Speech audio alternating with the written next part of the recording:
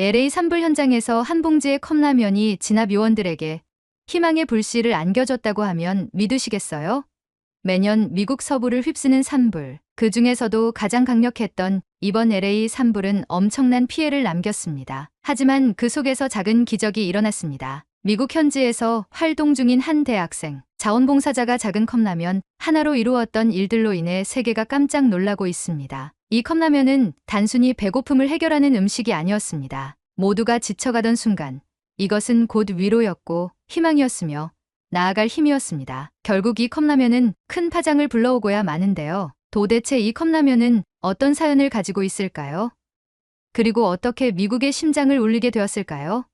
지금부터 그 주인공의 이야기를 들어보시죠. 안녕하세요. 저는 조셉 킴입니다. 현재 캘리포니아에 있는 한 대학에서 공부하고 있는 대학생이에요. 저는 평소 자원봉사에 관심이 많아서 종종 비영리 단체 활동에 참여하곤 했습니다. 하지만 이번 이야기만큼 제 인생을 강렬하게 바꾼 경험은 없었어요. 2025년 1월 LA에서는 최악의 산불이 발생했어요. 겨울임에도 불구하고 극심한 건조와 강풍이 이어지면서 불길은 걷잡을 수 없이 번졌고 수많은 사람들이 집을 잃거나 피난길에 올랐습니다. 진압 요원들은 추운 날씨 속에서도 몇 날 며칠을 불길과 싸웠죠. 저는 뉴스를 통해 이 상황을 보며 내가 할 수 있는 작은 도움이라도 주자는 마음으로 현장 자원봉사에 참여하게 됐어요. 저희 자원봉사팀의 주요 임무는 산불 진압 요원들에게 필요한 물품과 음식을 제공하는 것이었습니다. 처음엔 의욕이 넘쳤죠. 어떻게든 요원들에게 배고픔과 추위를 덜어줄 따뜻한 음식을 전달하고 싶었거든요. 그래서 가장 먼저 생각한 것이 샌드위치였어요. 샌드위치는 누구나 쉽게 먹을 수 있고 대량으로 준비하기도 쉬웠습니다. 봉사팀은 근처 슈퍼마켓과 협력해 재료를 구했고 봉사자들과 함께 샌드위치를 만들었어요. 수십 개의 샌드위치를 차량에 실은 후 산불 진압 요원들이 있는 지역으로 이동했습니다. 저는 샌드위치를 직접 전달하며 뿌듯함을 느꼈어요. 추운 날씨 속에서도 따뜻한 응원의 말을 전할 수 있었으니까요. 하지만 그 다음 날 문제가 발생했습니다. 샌드위치를 받은 요원 몇 분이 저희에게 다가와 조심스럽게 이런 말을 했어요. 샌드위치가 맛은 있었지만 이런 환경에서는 조금 불편하더라고요. 그때 저는 알게 되었어요. 샌드위치는 현장에서 여러 가지로 비효율적이라는 걸요. 우선 샌드위치는 한 손으로 잡고 먹어야 했는데 요원들은 진압 장비를 다룰 일이 많아 두 손을 자유롭게 쓸 수 없는 상황이었어요. 게다가 추운 날씨 속에서 금방 차가워지고 속 재료가 흩어지는 등 먹기가 불편했죠. 이 일을 계기로 저는 깨달았습니다. 현장에서 일하는 사람들에게 정말 필요한 건 단순히 맛있는 음식이 아니라 먹기 쉽고 간편하며 즉각적인 에너지를 줄 수 있는 음식이라는 것. 샌드위치를 대안으로 삼을 수 없다는 걸 알게 된 저는 다른 음식을 찾아보기 시작했어요. 한 번은 피자를 시도했는데 이것도 문제투성이었습니다. 차갑게 식은 피자는 맛이 반감되었고 들고 다니기도 번거로웠으며 피자 상자 같은 쓰레기들이 쌓여 현장에서 처리하기 어려웠습니다. 다음으로는 따뜻한 수프나 죽을 생각했어요. 뜨끈한 국물이 요원들에게 힘이 될 거라고 생각했거든요. 하지만 여기에도 현실적인 장애물이 있었어요. 조리를 위한 장비와 인력이 부족했기 때문에 대량으로 준비하는 게 불가능했죠. 저는 완전히 막다른 길에 선 기분이었어요. 도대체 어떤 음식이 이 상황에서 가장 적합할까? 음식은 단순한 한 끼 이상의 의미를 가져야 한다는 압박감이 커졌습니다. 그런데 정말 우연히 한국인 친구가 이거 한번 먹어봐라며 준 육개장, 사발면이 모든 걸 바꿔 놓았습니다. 처음엔 단순히 허기를 채우려고 물을 끓여 부었어요. 그런데 몇 분 뒤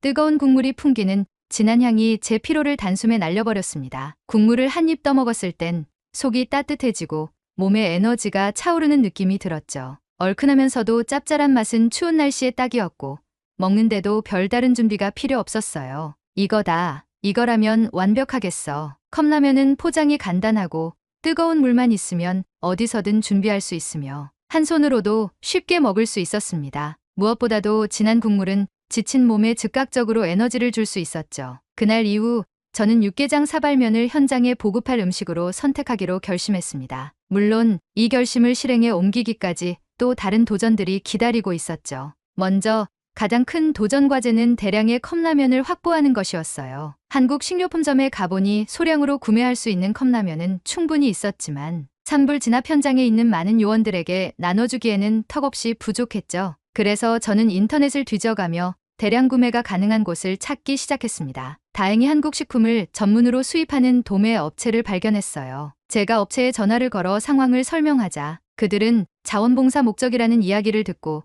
추가 할인과 빠른 배송을 약속해줬습니다. 한국식 품격이라고 해야 할까요?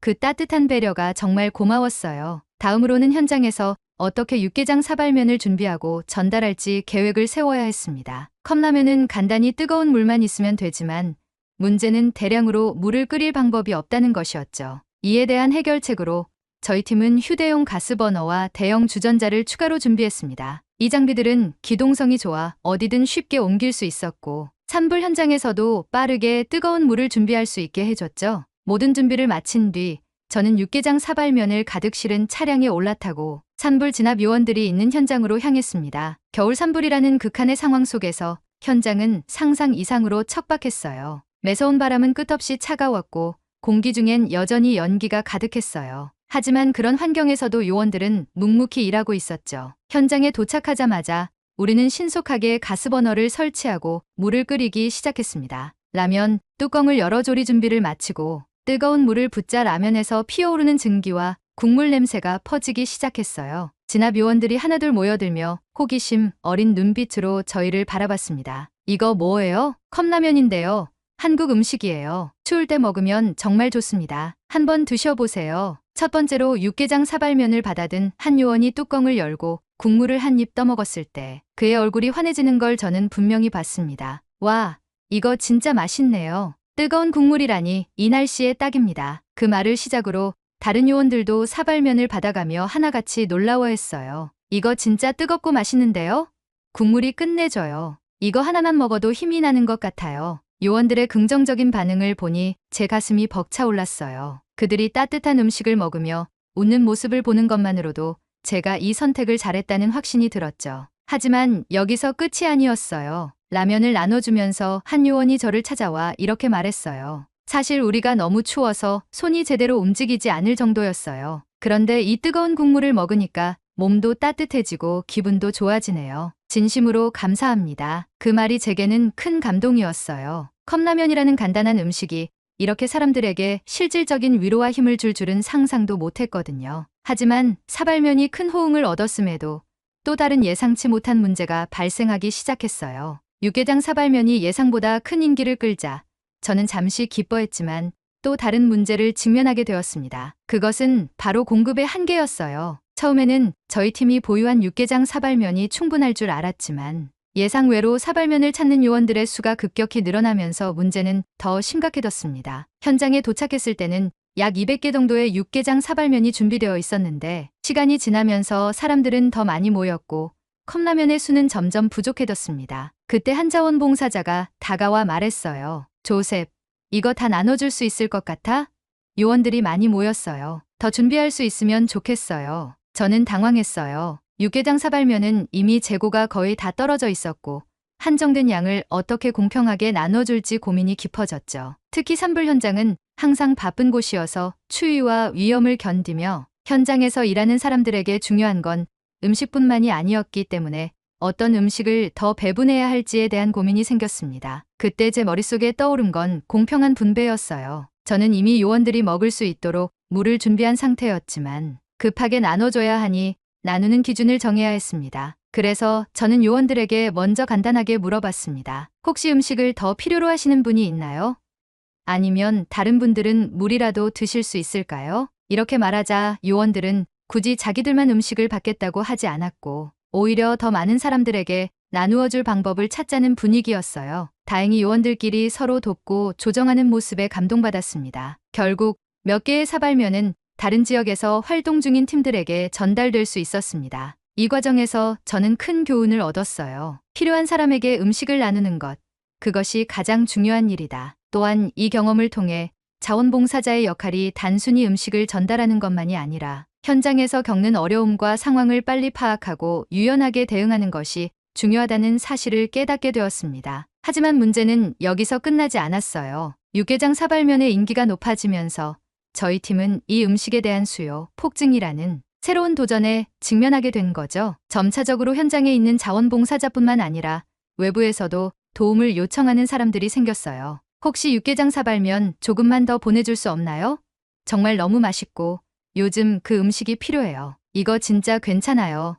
근데 물량이 부족해요. 더 구할 수 있을까요? 이제는 단순히 음식을 공급하는 수준을 넘어서 그 물량을 어떻게 효율적으로 확보하고 또 정확히 필요한 사람들에게 나누어 줄지에 대한 고민을 하게 되었습니다. 저는 여기에 대해 고민하던 중 캘리포니아 내 여러 자선 단체와 협력하여 대량으로 육개장, 사발면을 구매하는 방법을 모색하게 되었어요. 그러던 중 한국 음식이 미국에서 이렇게 큰 인기를 끌 것이라고 예상한 사람이 많지 않았다는 사실을 알게 되었습니다. 육개장 사발면은 단순한 외국 음식이 아닌 이제는 미국의 자원봉사 현장에서 진정한 생명선이 되어버린 것이었어요. 이 과정에서 저는 점차 육개장 사발면의 확산을 위한 계획을 세우기 시작했습니다. 단순히 현장에서만 나누는 게 아니라 이제는 이 음식을 좀 더 많은 사람들에게 알리기 위해 캘리포니아를 비롯한 미국 전역에 있는 자원봉사 단체들에 소개하는 방법을 고민했죠. 자원봉사자들의 도움을 얻어 현장마다 육개장 사발면을 전파하기 시작했을 때